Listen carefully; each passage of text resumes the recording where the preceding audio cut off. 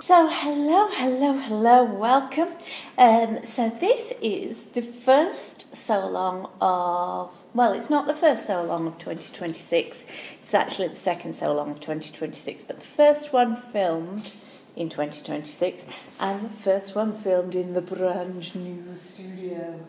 I'm just working with my setup at the minute to try and figure things out, so I hope that everything works as it should. There's no reason why it shouldn't. I know what I'm doing, it's just everything's in a different place. So today we are covering the Falconer pants from Helen's closet. I really like the look of these trousers. I'm going to make the barrel leg version, but the construction of the wide leg version is exactly the same. So get discount codes from Helen's closet and we'll get those uploaded into the Love and Stitches Club Hub Facebook group, and then discount codes for Fabuloso as well for printing, because the pattern file comes in two separate files. So you get a file, one file for the barrel leg, one file for the wide leg. So because they come as separate files completely, that means you can just print the version that you're wanting to make, or you can print both. Now I have asked Fabuloso for codes for if you're printing one leg option or if you're printing both leg options. So you can be as kind of easy as you like, get the best value. So the Falconer pants, I have got this this is a moleskin fabric that I've had for actually quite a long time. It's been in my stash. It was destined to be a pair of True Bias Lander pants, but sadly that is not to be. It's now going to be some Falconer pants. So I never got round to making the Lander pants. So this has got a nap, a directionality, a kind of strokeability as well. This moleskin, it's a little bit, there's bits all over it, it's picked up bits of fluff, probably not the best thing to wear in the sewing room, but it is this gorgeous deep red colour, which is not one of my personal colourways, but it is a fashionable colour right now, this kind of burgundy red, this wine colour. So I like it. I think it's nice. And the stuff that I'll put on the top part of me, nearest my face, will be the stuff that's the correct colour. So when you're looking at the fabric requirements in here, recommendations for fabric: a medium to heavyweight woven fabric with no stretch. Bottom weight fabrics like denim, cotton twill, canvas and cord work great. Medium weight cottons and linens can also work for a lighter weight pant. Okay, so the Falconer pants are high-waisted woven pants with two leg shape options. View A is full length with a wide leg and view B is ankle length with the barrel leg. Both views feature a unique side panel detail with set-in side pockets.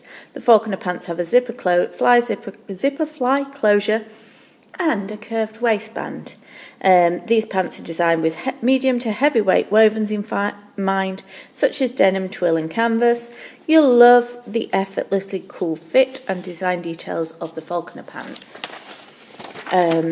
So the bits you'll need thread, 17mm buttons or a jeans button, lightweight fusible interfacing, and a pants zipper, so a trouser zip. Trouser zips have, well, this is actually a jeans zip because it's got this small pull, but trouser zips are metal like this and they have a slightly longer, more rectangular shaped zip pull. It's fine, either will do. You just need that strength with the zip. The good thing about a jean zip is it locks in place. So when you have your zip tab down, it's not going to come undone. It locks. While it's upright, you can pull it open. When it's down, it won't pull open. rather than a normal standard kind of plastic nylon tooth zip. This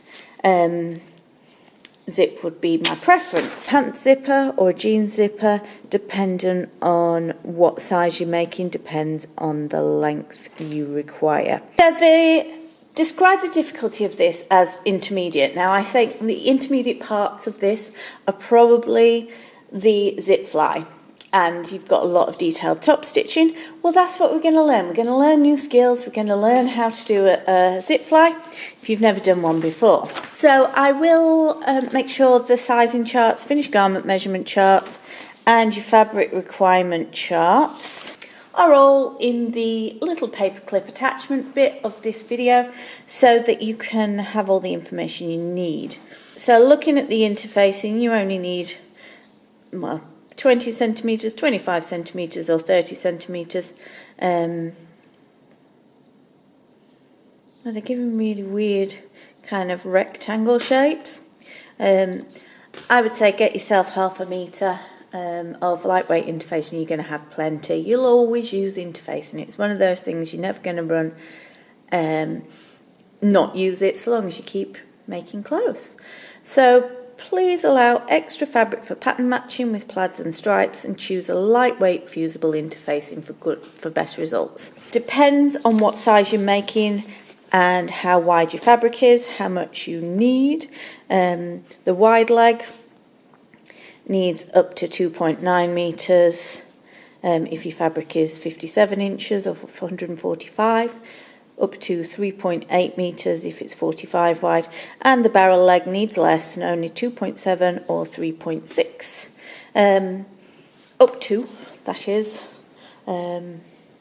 depending on which option you are making. Depends on what size you're making, how you have to cut your waistband out. If you're in the larger size range, you're going to have to do that on the cross grain.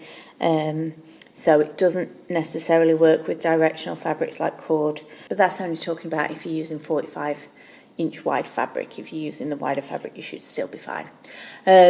So gather your supplies. Let's get ready to start the sew along at the beginning of the month.